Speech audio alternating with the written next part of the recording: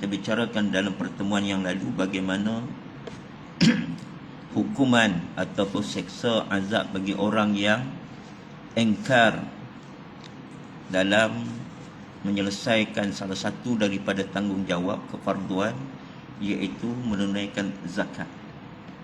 Kerana dalam pertemuan yang lalu kita dah sebut Allah Subhanahu wa taala sebutkan dalam Al-Quran, iaitu wa aqimus salah wa atuz zakat. Dirikan salat, tunaikan zakat. Jadi tidak boleh sama sekali kita menunaikan solat tetapi kita mengabaikan zakat, ataupun kita membayar zakat tetapi tak nak pula menunaikan solat. Begitu juga dalam kita mentaati Allah, ati Allah wa ati Rasul. Beriman seseorang itu wajib dia mentaati Allah, tetapi tidak memadai, maka dia juga kena mentaati Rasul. Sebab ayat Al-Quran menyebutkan di sana wa ati Allah wa ati Rasul. Jadi kena ambil kedua-dua sekali. Begitu juga dengan anishkurli wali walidayka wa ilal masir, iaitu kalau kita rasa kita ni sebagai hamba yang bersyukur kepada Allah, maka tak memadai dengan kita merasakan kita bersyukur dengan cara kita beribadah, berzikir dan sebagainya. Tetapi kita juga tidak boleh melepaskan tanggungjawab sebagai tanda kesyukuran kita kepada Allah, iaitu dengan kita bersyukur kepada kedua ibu bapa. Tanda syukurnya kita kepada ibu bapa ni iaitu dengan cara kita berbakti. Berbakti kepada kedua ibu bapa sekadar kemampuan yang kita mampu lakukanlah. Kerana kalau nak dihitung pengorbanan kedua ibu ayah ni sangat besar. Tak kiralah kita ni anak lelaki, anak perempuan, sama ada kita ni anak kandung atau anak angkat. Sebab ada juga orang kadang-kadang dia merasakan dia anak angkat. Jadi seolah-olah macam tak perlu berkhidmat kepada ibu dan ayah angkat. Ada seorang hamba Allah bela anak angkat daripada kecil sampai besar. Dia dah tak ada anak. Jadi bila dibela anak angkat seorang tu, dia jaga macam anak dia sendiri. Sayang dia ditumpahkan kasih sayang sepenuhnya kedua-dua pasangan suami isteri ni kepada anak. Bagi pendidikan, sekolahkan elok-elok, besar panjang, carikan jodoh, jodohkan, dah ada anak. Maksudnya sudah bercuculah orang tua ni. Tetapi bila mana Allah Subhanahu wa taala uji si bapa, uji si ibu ini dengan diberikan kesakitan, maknya terlantar di atas kerusi roda, bapaknya sudah uzur, dia abaikan, ditinggalkan begitu saja tanpa memperdulikan. Walhal orang tua ni dah beri macam-macam, harta kekayaan semua diberi kepada dia, walaupun itu anak angkat, hibah diberi. Tapi oleh kerana tak mengenang jasa, maka diabaikan ibu bapa. Sebab itu dalam konteks ini tak kira kau ibadah hebat macam mana pun, tetapi kalau kau mengabaikan kedua ibu bapa, tak ada gunanya. Itu ibu bapa masih ada, kalau tak ada besok lagi lah. Sebab itu Allah sebut dalam Al-Quran tentang ibu bapa ni, Allah dah sebut dah. Allah larang, wala takul lahuma uffin. Jangan kamu berkata oh. Maksudnya bahasa yang paling ringan. Kalau kita baca dalam tafsir, dia kata kalaulah ada bahasa yang lebih ringan daripada itu, pastinya akan digunakan nak menggambarkan bahawa tak boleh juga menggunakan bahasa yang ringan itu pun untuk mencela, memaki hamun ibu ayah. Oh, tu kira cukup ringan. Tapi hari ini mana? Oh, kadang-kadang dia maki mak bapaknya, ya bodoh lah, orang tua bangsat. Dia lupa pengorbanan. Jadi tak guna. Sebab Allah sebut di sana, kalau bersyukur kepada Allah, dia juga kena bersyukur dengan cara menghormati ibu ayah, berbakti kepada kedua. Baik, dalam bab berzakat ni, kalau kita lihat di dalam Al-Quranul Karim, disebutkan kalau dalam kitab kita ni diletakkan di sana sebahagian daripada ayat daripada surah At-Taubah ayat 34 35 disebutkan di sana. Yang ni orang yang mana orang yang menaruh emas, menaruh perak, maksudnya disimpan emas, simpan perak, dikurniakan. Bukan semua orang dapat ni emas dan perak ni. Nak gambarkan bahawa dia sebahagian daripada orang yang mendapat keistimewaan limpahan rezeki daripada Allah. Tapi bagaimana bila mana dia engkar, yakni orang yang menaruh emas, perak padahal tiada dikeluarkan akan zakat, tidak dikeluarkan zakat pada jalan Allah Subhanahu wa taala, maka khabarkan, bagi tahu kepadanya. Allah Subhanahu wa taala suruh bagi tahu, khabarkan olehmu ya Muhammad dengan siksa yang amat pedih, iaitu pada hari kiamat besok akan dibakarkan atasnya di dalam api neraka Jahannam, maka dibakarkan dengan dia dahi mereka itu dan belakang mereka itu. Ini yang Allah jelaskan dalam Al-Quran. Orang yang ada harta tidak berzakat, ada emas tak berzakat, ada perak tak berzakat. Sebab tu pakailah, kalau ada tu pakai, jangan disimpan je. Ya. Emas ni perhiasan bagi wanita. Dah nama pun perhiasan, pakai. Jangan duk simpan. Ya. Tapi kalau dah sampai, dah cukup nisab, sampai haul dia, maka kena keluarkan zakat. Tak banyak zakat ni. Kalau kita simpan, kita rasa banyak lah. Kita dah sebut banyak kali dah. Dia cuma 2.5% je pun. Tapi oleh kerana kita dah simpan, yang kita simpan tu terkumpul tu dia jadi banyak, rasa sayang. Bila jadi sayang nak bayar, nak keluarkan, padahal yang 2.5% tu orang punya, bukan kita punya. Duk simpan, sayang. Akhirnya kita menyimpan hak orang. Bila kita menyimpan hak orang, namanya pun hak orang patut diberikan kepada orang. Maka kadang-kadang dia lupa. Bila dia lupa, dia duk seronok, duk simpan sayang. Sebab rasa macam dia punya. Ya. Penat jerih dia duk mencari, menghempaskan tulang empat kerat dia. Cari rezeki, dapat harta, dia rasa macam dia punya semua. Jadi sayanglah nak bagi ke orang. Bila dia simpan, bila dah banyak, itu yang kadang-kadang beli kereta, beli motor, ya, beli rumah. Dengan duit yang ada di dalamnya itu hak orang lain. Kita tidur selesa dalam rumah tu. Si miskin tidur berbumbungkan langit. Hujan macam ni kesejukan. Kita tidur sedap dalam rumah. Padahal rumah tu sebahagian daripada rumah tu hak dia. Kita tak tahu. Kita naik kereta yang hebat, lalu kadang-kadang langgar air percik kena orang-orang miskin. Rasa hebat kereta kita. Kita tak rasa apa, mereka terasa. Tapi rupanya kereta yang sedap yang kita naik itu sebenarnya sebahagian daripada kereta tu hak mereka. Pintunya ke, bonet belakang ke, depan ke, tapi dalam kereta tu ada hak mereka. Sebab kita membeli dengan menggunakan wang yang ada pada mereka. Sebab itu Islam suruh ambil, keluarkan.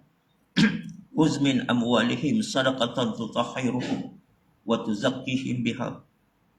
Ambil daripada harta itu, bersihkan. Supaya apa? Bersih, pisahkan yang hak kita punya, biar tinggal betul-betul kita punya. Hak orang, kembalikan, berikan. Itu Islam suruh. Sebab itu dari segi hukum Islam ni, tuan-tuan, zakat ni, kalau orang tak bayar, sebenarnya boleh rampas. Boleh rampas, boleh ambil. Dari segi hukum bernegara Islam lah. Kalau kita buat. Tapi kita hari ni, nak fikir tentang negara Islam apa. Nak fikir tentang nak semayang Jumaat pun tak, orang tak fikir. Yang fikir kita je. Orang yang ada kuasa tak fikir. Menteri Agama nak fikir tentang sembahyang Jumaat. Dia dipikir pilihan raya negeri Johor. Tak fikir dia. Ya. Sebab tu dalam konteks hari ni kita Orang biasa ni kita kena orang katakan pandai-pandailah kita cari ilmu, dapatkan dalil, akhirnya kita kena bertindaklah berdasarkan bagaimana cara kita nak buat supaya jangan sampai kita mengenepikan hukum hakam. Ya. Orang tanya, ada hamba Allah tanya, dia kata tak tahulah apa berlaku di Jumaat kita sini, kita tak tahu. Dia kata macam mana ustaz hukum dia pergi nak sembahyang Jumaat, dia tak ambil cucuk dos pun. Sampai-sampai orang tanya, booster? Dia kata booster. Dapatlah masuk. Dia tak cucuk booster pun, tapi dia kata booster. Masuk. Jadi menipu tu dia kata. Macam mana ustaz, dia kata hamba Allah tu dia tak cucuk, tapi dia kata dia dah cucuk booster masa sembahyang Jumaat. Saya kata cucuk booster wajib tak? Cucuk booster tak wajib. Sembahyang Jumaat wajib. Jadi bila dia kata begitu untuk masuk sembahyang Jumaat tu, di situ harus. Berbeza dengan yang pergi Mekah.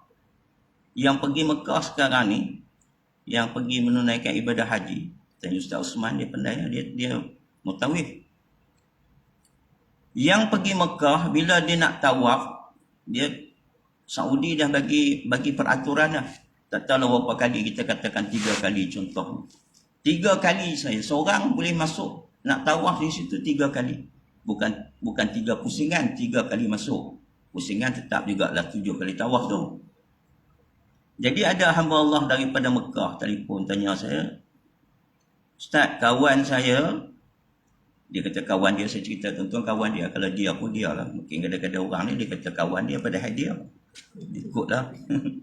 Dia kata kawan saya Ustaz, dia kata dia nak tawaf memang tak boleh. Yang pengawal yang jaga Masjidil Haram tu tak bagi masuk. Jadi kat hotel Ustaz, dia kata dia tipu. Dia kata hari ni aku nak masuk tawaf juga. Aku nak pakai ihram, tapi tak nak niat pakai ihram. Saja pakai begitu je lah. Janji aku nak masuk tawaf. Macam mana Ustaz hukum? Saya kata hukumnya berdosa, menipu. Orang buat dosa banyak-banyak, pergi Mekah, nak bertaubat sana. Ni dua elok-elok pergi sana buat dosa. Nak tawaf tu bukannya tawaf rukun, bukan tawaf wajib. Tawaf tu tawaf sunat. Tawaf yang rukun tu dibenarkan oleh pengawal Masjidil Haram tu dah bagi dah. Ini yang sunat yang kita sendiri nak masuk pergi buat. Kalau dah tak boleh, tak boleh ya. Bukan wajib pun. Jadi bila kita nak buat benda yang sunat, jangan kita menipu kerana nak buat benda sunat. Nama pun sunat. Tapi sembahyang Jumaat ni wajib. Tapi lebih wajib lagi, pihak berkuasa yang lebih wajib lagi. Beri ruang dan peluang. Sebab tu saya katakan saya bagi kuliah subuh di satu masjid di Kelang semalam. Ramai, kebetulan pula ramai kuliah subuh. Saya kata tuan-tuan, yang dalam masjid ni pagi ni, semua yang ada ni dah cucuk booster. Tak ada. Tak semua ni yang ada ni bukan semua cucuk booster. Semalam tak boleh masuk, ini hari boleh masuk. Apa beza dia?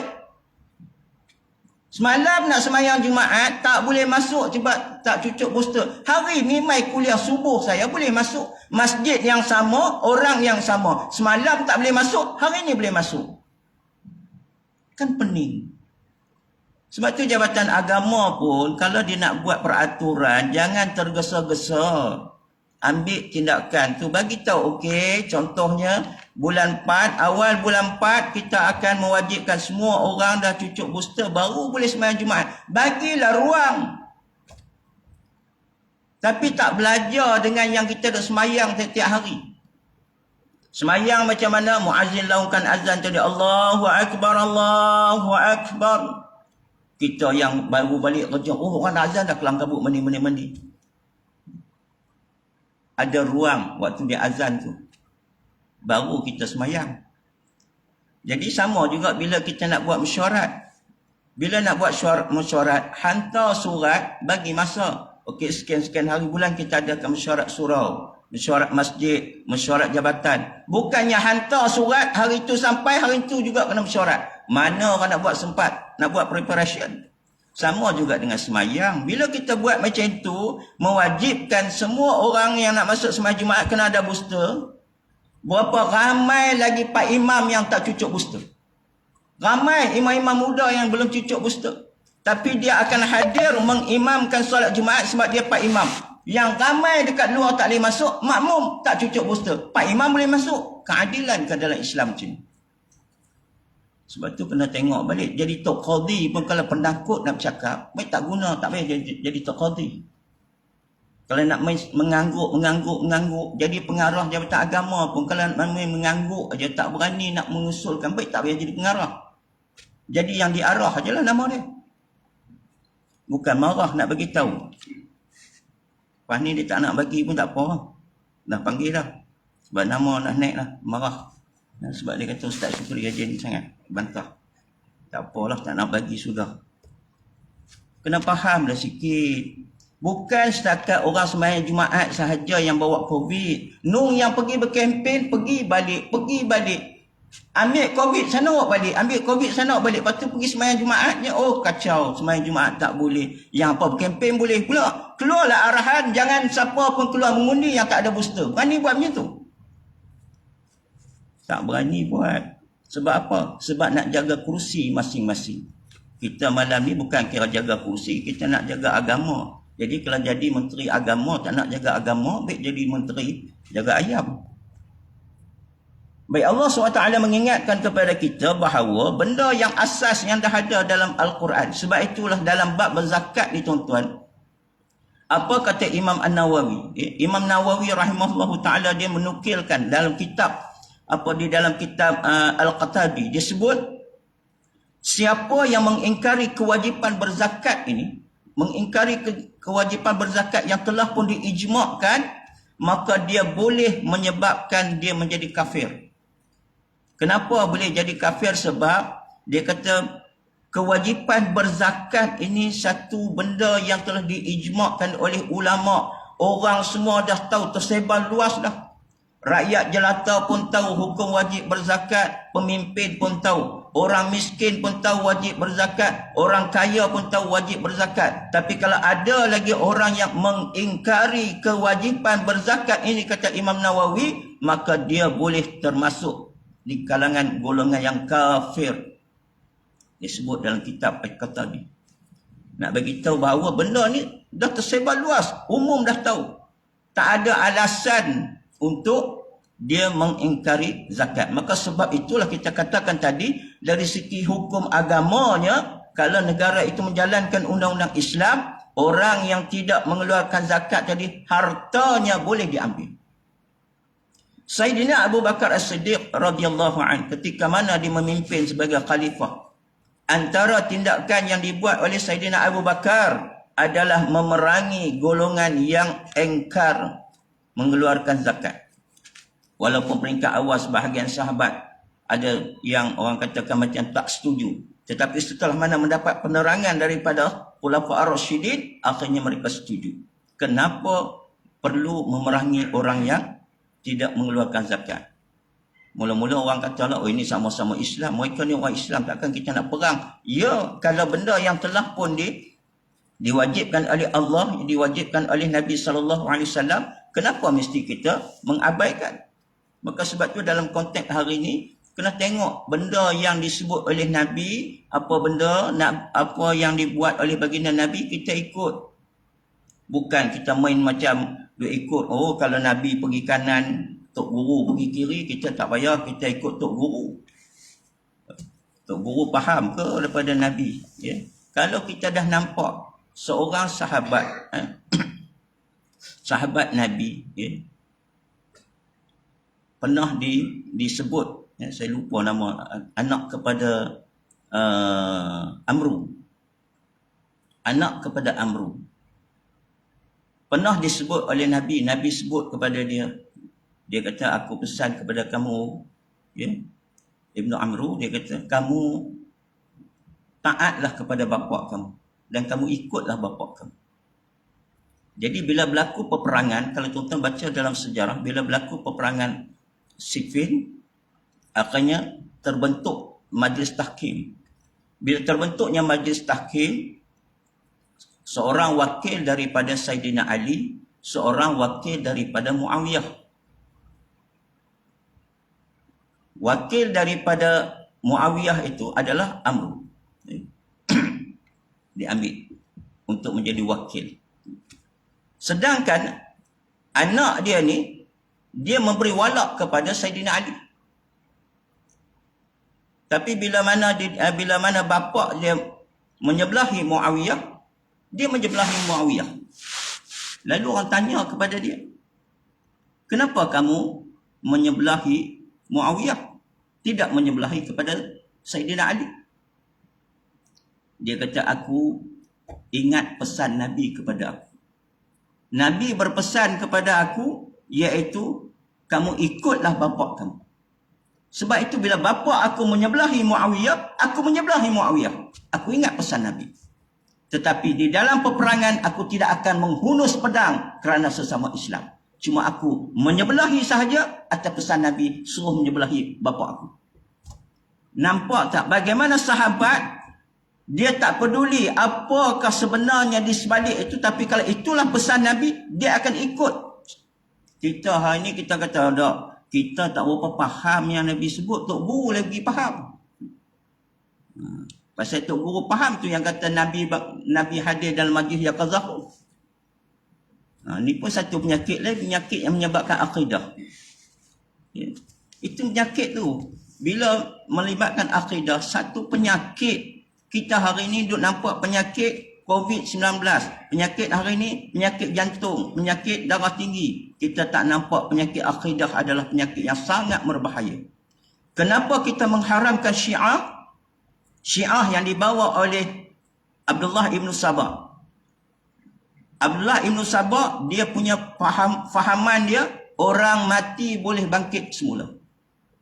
Sebab itu Abdullah ibn Sabah ketika mana dia berbicara dengan Saidina Ali karamallahu wajhah, dia kata, wahai Ali, antara Nabi Muhammad dengan Nabi Isa, siapa yang lebih hebat? Sudah pastilah Saidina Ali kata Nabi Muhammad. Kalau tanya saya pun saya jawab begitu, Nabi Muhammad lah, sebab Nabi kita. Tapi Nabi ni semua hebat belaka disebut dalam Al-Quran. Bila dia kata Nabi Muhammad hebat, maka jawab Abdullah ibn Sabah, kalaulah Nabi Muhammad itu hebat, kenapa bila turunnya Dajjal, dipanggil Nabi Isa yang ada di langit turun, lawan, menewaskan Dajjal? Kenapa tidak dipanggil Nabi Muhammad? Nabi Muhammad meninggal, wafat, dikebumikan mana? Bukan di langit, dikebumikan di bumi Madinah. Masih di bumi. Dajjal turun pun di bumi. Panggil saja Nabi Muhammad bangun, tewaskan Dajjal. Tengok fahaman dia. Dia menganggap orang yang mati boleh dipanggil hidup semula. Abdullah ibn Sabah, pengasas kepada Syiah. Sebab tu Syiah tu dianggap sesat. Lalu kata Saidina Ali apa kepada dia? Wahai Abdullah ibn Sabah, iktiqad kamu, pegangan kamu ni sangat berbahaya. Kalau diikuti oleh orang lain, boleh sesat. Kamu ni patutnya dibakar ni. Sebab bahayanya pemikiran dia tu. Bahayanya izam yang dibawa itu. Kata Saidina Ali, kamu ni patut dibakar. Lalu apa dia kata kepada Saidina Ali? Dia tak marah. Kalau tuan-tuan kata Ustaz Syukri ni tak guna, patut kita serimbat dia. Oh, saya akan marah kat tuan-tuan. Jadi saya pun tak nak kawan dengan tuan-tuan. Tapi Abdullah ibn Sabah tidak. Bila mana Saidina Ali kata begitu, apa kata dia kepada Saidina Ali? Wahai Ali, kamu ingat tak ucapan kamu tu? Yang boleh membakar makhluk ini hanya Tuhan, yakni Allah. Tapi kamu telah mengeluarkan kalam bicara, kamu kata aku ni patut dibakar. Sekarang kamu sedar tak wahai Ali, Allah telah menjelma dalam diri kamu. Dia anggap Allah telah menjelma dalam diri Saidina Ali. Sebab itu pada orang-orang Syiah, Saidina Ali ini merupakan ikutan mereka yang sangat hebat. Mereka mengkafirkan Saidina Abu Bakar, Saidina Umar, Saidina Osman, tapi mereka meletakkan Saidina Ali lah yang paling utama. Nak tunjukkan fahaman dia tu, dia anggap orang mati boleh bangkit semula. Ni yang hari ni timbul pula. Sebelum daripada ni dah ada dah. Apabila ada satu jamaah, dia menganggap bahawa Syekh Syahimi itu tak mati. Syekh Syahimi tak mati, cuma diangkat ke langit macam Nabi Isa. Akhirnya jamaah itu telah diharamkan kerana mereka mengamalkan aurat Muhammadiyah. Siapa? Arqam. Arqam telah diharamkan, tapi hari ini muncul pula, kita pula boleh kata pula, oh waktu kita buat majlis zikir ramai-ramai secara besar-besaran di Kemboja, di sana Nabi hadir dalam majlis kita, duduk bersama dalam majlis itu yaqazah. Ini satu fahaman yang sama dengan yang dibawa oleh Arqam dulu, dan ini seakan-akan apa yang pernah dibawa oleh Abdullah ibn Sabah. Sangat berbahaya. Siapa yang patut panggil? Bukan kita. Patutnya mufti-mufti kena panggil. Nak suruh mufti Perlis panggil, memang dia musuh dengan mufti Perlis. Mufti ramai dalam Malaysia ni. Muzakarahkan mufti-mufti semua. Panggil hamba Allah ni. Duduk ke depan. Kamu jawab dalil mana kamu boleh kata begini. Sepatutnya dipengurusikan oleh Menteri Agama. Tapi Menteri Agama asyik duk sibuk nak jaga kursi dekat pilihan raya. Tak apalah, abaikan dia tu dulu. Mufti-mufti kena ambil tindakan supaya masyarakat diselamatkan daripada penyakit yang sangat berbahaya, iaitu penyakit akidah.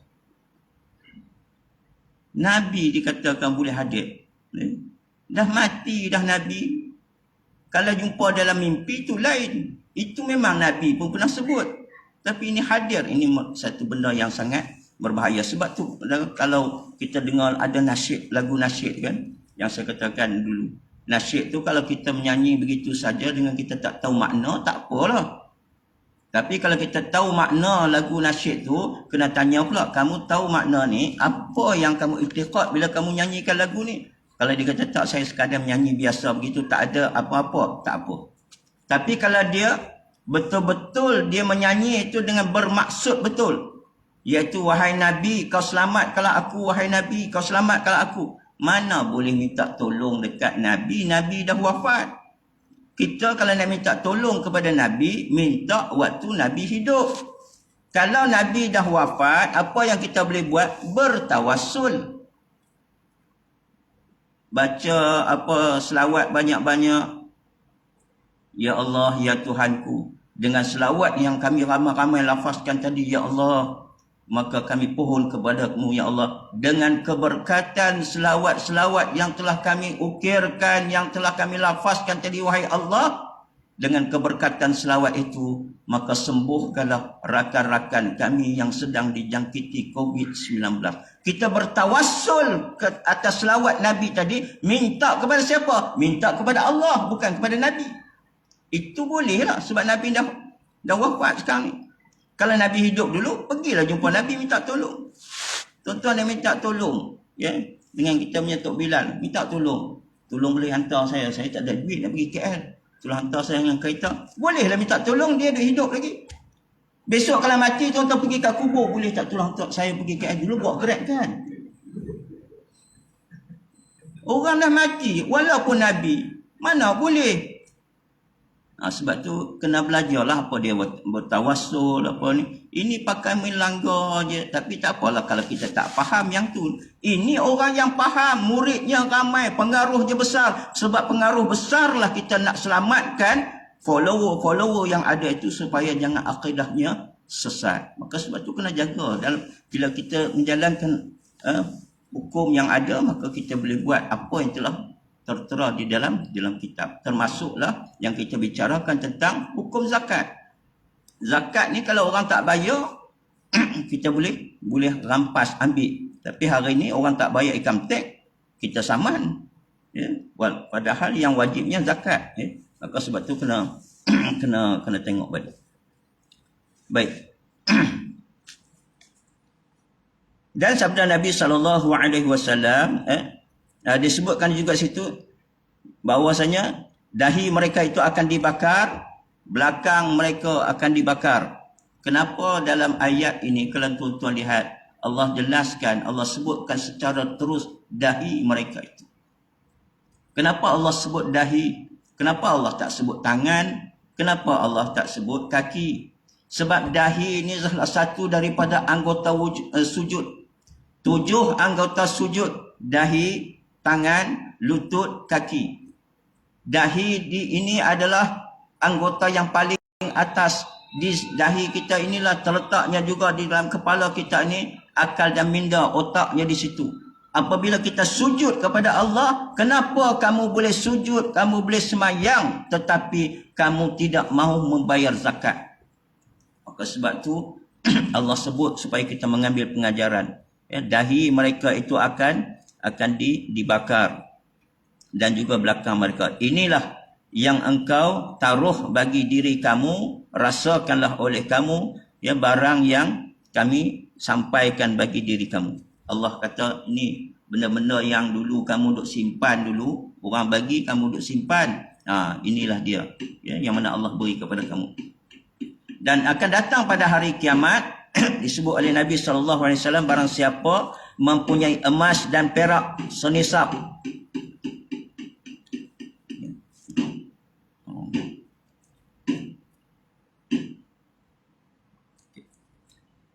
barang siapa mempunyai emas dan perak senisab padahal tiada dikeluarkan zakat, maka akan datanglah pada hari kiamat. Datang hari kiamat, ular dan kala dan dua matanya itu bernyala-nyala api neraka. Dan giginya itu daripada besi.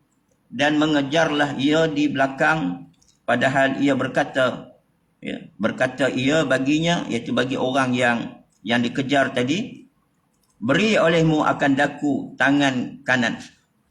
Ular yang kejar tu mempunyai gigi yang sangat tajam. Sambil dia mengejar, dia bercakap supaya diserahkan tangan dia. Sebab apa? Tangan tu yang sepatutnya dulu membayar zakat. Hadis ini kalau kita lihat, dia ada di dalam hadis riwayat Al-Bukhari. Di dalam riwayat Al-Bukhari, nombor hadis 1338, disebutkan di sana bahawa siapa yang dikurniakan oleh Allah Subhanahu wa taala harta dan dia tak mengeluarkan zakat, dapat harta simpan tak nak mengeluarkan zakat, maka harta tadi pada hari akhirat, kata baginda Nabi SAW, dia akan dijadikan seekor ular yang mempunyai 2 taring gigi yang tajam dan kepalanya yang tidak berbulu, kata Nabi. Kenapa tak berbulu? Kerana sangat berbisa pada diri dia tu. Bisa kan ada dekat patukan dia tu. Jadi oleh kerana ular ni terlalu berbisa, kata Nabi, sehingga kan kepalanya itu tak berbulu. Kalau kita hari ni memanglah kita kata ular memanglah tak ada bulu, ya. Ini ular yang kita duk tengok, ya. Yang kita tengok, tapi ular di alam akhirat tak sama dengan apa yang ada pada hari ini. Dan ia akan membelit dan menggigitnya, dan kedua-duanya akan menggigit. Kedua-dua rahang yang ada tadi tu akan menggigit orang tu. Sambil dia gigit, kata Nabi, ular tu akan berkata, akulah hartamu, akulah simpananmu. Dia bagi tahu balik, dulu kau dah simpan sangat kan, ni dia aku. Jadi sebab tu dalam apa juga yang diberikan kepada kita, kita kena ingat. Banyak dah sebelum ni pun kita sebut dalam hadis Nabi bahawa ada perkara-perkara yang Nabi akan tanya. Antaranya salah satunya iaitu Allah tanya apa? Allah tanya harta kamu dapat daripada mana? Ke mana kamu belanjakan? Itu salah satunya. Ilmu yang kamu dapat, ke mana pula kamu gunakan? Semua itu akan ditanya. Jadi nak sebutkan ada kaitannya dengan yang kita bicarakan malam ini, iaitu tentang harta. Harta ni Allah akan tanya. Kamu dapat daripada yang halal atau yang haram? Kalau dapat pun daripada yang haram, dah satu penyakit dah. Yang kedua, kalau dapat daripada jalan yang halal, alhamdulillah. Tapi belum selesai, sebab Allah akan tanya pula ke mana kita belanjakan harta tersebut. Jadi kalau harta kita, apatah lagi kalau harta yang kita dapat itu masih lagi bergaul, masih lagi bercampur dengan hak orang lain kerana belum dikeluarkan zakat, lebih-lebih lagi lah kita akan dipersoalkan pada yaumul akhirah. Malah disebut oleh baginda Nabi, kita akan diazab dengan didatangkan ular yang akan menggigit kita disebabkan kerana harta yang kita simpan tadi kita tidak keluarkan zakat, dan harta yang kita simpan itu ada sebahagian daripada harta orang lain. Maka sebab tu dalam peringatan yang harus kita ambil untuk dalam kehidupan kita, ingatlah bahawa zakat ini salah satu daripada kewajipan yang tidak boleh kita abaikan. Sedikit sudah sampai kepada nisabnya, keluarkanlah. Banyak sama juga. Ada harta yang kadang-kadang belum sempurna milik. Seperti mana wang KWSP sebagainya. Memang nama tu kita punya, tapi belum sempurna milik, tak wajib lagi. Tapi bila berlakunya pengeluaran, kita harus ingat. Jangan duk kira nak shopping, nak belanja macam-macam je. Kerana bila dah dapat keluarkan duit kita tu, maka di situ sudah masuk satu lagi syarat, iaitu sempurna milik. Bila sempurna milik, dari segi cukup tak tempoh dia? Tempoh dah lama sangat dah disimpan. Maka kena keluarkan zakat. Supaya yang tinggal kepada kita untuk kita belanja itu betul-betul wang kita. Malah jangan kita rasa bimbang kerana yang kita keluarkan zakat itu tidaklah sebanyak mana berbanding dengan sedikit yang kita terlalu simpan, terlalu kedekut. Tapi yang sedikit itulah yang akan mendatangkan bahana pada yaumul akhirah, yang akan menyiksa kita sama ada sebagai ular ataupun sebagai suatu yang akan membakar dahi dan belakang kita seperti mana yang disebut di dalam Al-Quran Al-Karim. Wallahu a'lam, mudah-mudahan sedikit sebanyak memberi manfaat untuk diri saya dan kepada seluruh yang hadir.